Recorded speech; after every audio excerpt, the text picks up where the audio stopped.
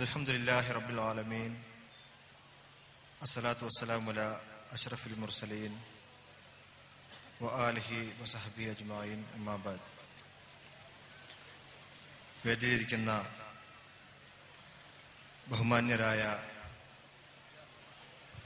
നേതാക്കന്മാരെ, ഈ സമ്മേളനത്തിന് ഒരുമിച്ച് ചേർന്നിട്ടുള്ള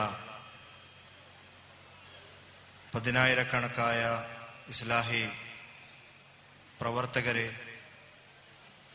സഹോദരന്മാരെ, സഹോദരികളെ, എന്റെ ശബ്ദം ശ്രവിച്ചുകൊണ്ടിരിക്കുന്ന നാട്ടുകാരെ, അസ്സലാമു അലൈക്കും വറഹ്മത്തുള്ളാഹി വബറകാതുഹു. ISMന്റെ പ്രവർത്തകരെ സംബന്ധിച്ചിടത്തോളം വളരെയേറെ സംതൃപ്തി നിറഞ്ഞ ഒരു സന്ദർഭമാണിത്. സർവശക്തനായ അല്ലാഹുവിനെ ഒരുപാട് തവണ സ്തുതിക്കേണ്ട സന്ദർഭം. ഇസ്ലാഹി പ്രവർത്തകരിൽ എല്ലാവരുടെയും മനസ്സുകൾ വിനയം കൊണ്ട് നിറയേണ്ട സന്ദർഭമാണിത്. കഴിഞ്ഞൊരു വർഷക്കാലമായി നടന്നുവരുന്ന ISMന്റെ സംസ്ഥാന സമ്മേളനത്തിന്റെ ഭാഗമായുള്ള പ്രവർത്തനങ്ങളും ഒരുക്കങ്ങളും ഇത്രയേറെ വിജയകരമായിട്ടുള്ളത് മറ്റെല്ലാ കാര്യങ്ങളെക്കാളും ഉപരി മഹത്തായ അള്ളാഹുവിന്റെ തൗഫീഖ് കൊണ്ട് മാത്രമാണ്. ഈ സമ്മേളനം കേവലം ഒരു പ്രചാരണത്തിന് വേണ്ടി മാത്രം നടത്തിയ സമ്മേളനമല്ല. വ്യക്തമായ ചില ആദർശ ലക്ഷ്യത്തോടുകൂടി ആസൂത്രണം ചെയ്യുകയും പദ്ധതികൾ തയ്യാറാക്കുകയും ചെയ്തുകൊണ്ട് നടപ്പാക്കിയിട്ടുള്ള സമ്മേളനമാണ്. അതുകൊണ്ട് ഈ സമ്മേളനത്തിന്റെ വിജയം ഇവിടെ കൂടിയിട്ടുള്ള പതിനായിരക്കണക്കായ ആളുകളുടെ സാന്നിധ്യത്തെക്കാൾ അപ്പുറം ഈ സമ്മേളനം ഉയർത്തിപ്പിടിക്കുന്ന സന്ദേശം എന്താണോ ആ സന്ദേശം ഇവിടെ എത്തിയിട്ടുള്ള ആളുകൾക്ക് പുറമെ കേരളത്തിലെ മുക്കിലും മൂലകളിലും ജനകോടികൾക്കിടയിൽ എത്തിക്കാൻ സാധിച്ചു എന്നതാണ്. അതുകൊണ്ട് തന്നെ ISMനെ സംബന്ധിച്ചിടത്തോളം അതിന്റെ ദൗത്യ നിർവഹണത്തിൽ വളരെ നിർണായകമായ ഒരു പങ്ക് നടത്താൻ സാധിച്ചു എന്നതിൽ തീർച്ചയായും സന്തോഷം അനുഭവിക്കുന്ന ഒരു മുഹൂർത്തമാണിത്. ഈ സമ്മേളനം ISMന്റെ പ്രവർത്തകർക്ക് ഒരുപാട് ഉത്തരവാദിത്തങ്ങൾ വർദ്ധിപ്പിക്കുന്നുണ്ട്. സന്തോഷിക്കുന്നതിനേക്കാൾ ഉപരിയായി, സംതൃപ്തി അടയുന്നതിനേക്കാൾ ഉപരിയായി, ആനന്ദിക്കുന്നതിനേക്കാൾ ഉപരിയായി ഈ സമ്മേളനം ഓരോ പ്രവർത്തകരിലും അർപ്പിക്കുന്ന ഉത്തരവാദിത്തം എന്താണെന്ന് മനസ്സിലാക്കുകയും ആ ഉത്തരവാദിത്തം സാക്ഷാത്കരിക്കുന്നതിനു വേണ്ടിയുള്ള പ്രവർത്തനങ്ങളിൽ നിരതവുമാകുകയാണ് ചെയ്യേണ്ടത്. ഈ സമ്മേളനത്തിന്റെ തുടക്കം മുതൽ ഈ അവസാന സെഷൻ വരെ ഇവിടെ പങ്കെടുത്തിട്ടുള്ള ഓരോ ആളുകളും നമ്മുടെ സംസ്ഥാനത്തിന്റെ സാമൂഹിക സാംസ്കാരിക രംഗങ്ങളിൽ സംഭവിച്ചുകൊണ്ടിരിക്കുന്ന പരിണാമങ്ങളെയും അധോഗതിയെക്കുറിച്ചും വളരെ വിശദമായി പ്രതിപാദിക്കുകയുണ്ടായി. യുവാക്കൾക്കിടയിൽ ജീർണതകളും ക്രിമിനലിസവും തെറ്റായ പ്രവണതകളും വളർന്നു വന്നുകൊണ്ടിരിക്കുന്ന ഒരു കാലഘട്ടമാണിത്. നമുക്കറിയാം, ജീവിത സൗകര്യങ്ങൾ ഒരുപാട് വർദ്ധിച്ചിട്ടുണ്ട് ഈ കാലത്ത്. ഉപയോഗിക്കാനുള്ള ഒരുപാട് ഉപകരണങ്ങൾ കൂടിയിട്ടുണ്ട് ഈ കാലത്ത്. വിദ്യാഭ്യാസം കൂടുതൽ പ്രചാരണം നേടിയിട്ടുണ്ട് ഈ കാലത്ത്. ശാസ്ത്രവും സാങ്കേതിക വിദ്യയും വളരെ കൂടുതലായി സാധാരണക്കാരന് പോലും ലഭ്യമാകുന്ന അവസ്ഥ കേരളത്തിൽ സംജാതമായിട്ടുണ്ട്. എന്നാൽ അതിന്റെ മറുവശം ആ സാങ്കേതിക സൗകര്യങ്ങളും ആ വിദ്യാഭ്യാസവും അത്തരത്തിലുള്ള ജീവിത നിലവാരവും ഒക്കെ തന്നെ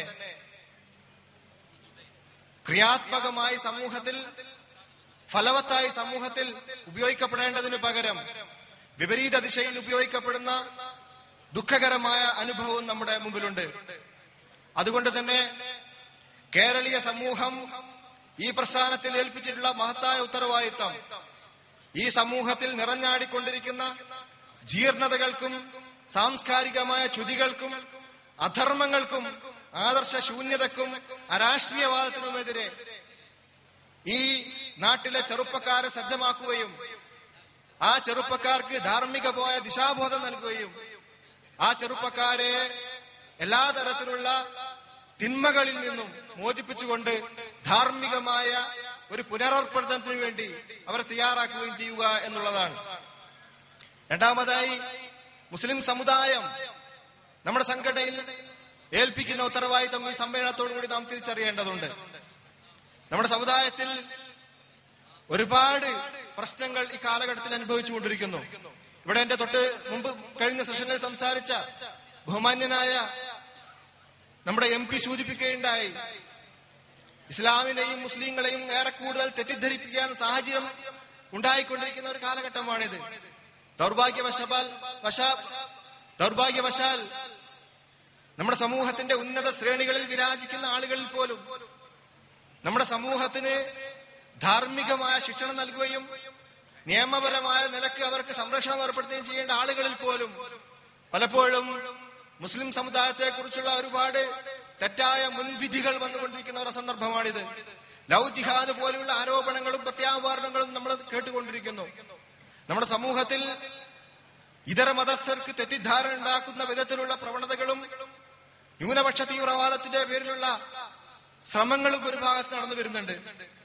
അതോടൊപ്പം തന്നെ മുസ്ലിം സമുദായത്തിനുള്ളിൽ തന്നെ വളരെ തെറ്റായ തരത്തിലുള്ള ധാർമ്മിക ശോഷണത്തിന്റെയും ലക്ഷണങ്ങൾ കണ്ടുവരുന്നുണ്ട്. നമുക്കറിയാം, ഈ സമൂഹത്തിന് മാതൃകാ വ്യക്തിത്വങ്ങളാവേണ്ടവരാണ് മുസ്ലിങ്ങൾ. ഖൈർ ഉമ്മ എന്ന് അള്ളാഹു വിശേഷിപ്പിച്ചിട്ടുള്ള സമുദായമാണ് നമ്മുടേത്. ആ ഖൈർ ഉമ്മയുടെ സമുദായത്തിൽ ആ സമുദായത്തിന്റെ യുവാക്കൾ തീർച്ചയായും ധാർമ്മികമായ ഒരു സംസ്കാരത്തിന്റെ പ്രതിനിധാനങ്ങളാവേണ്ടതാണ്.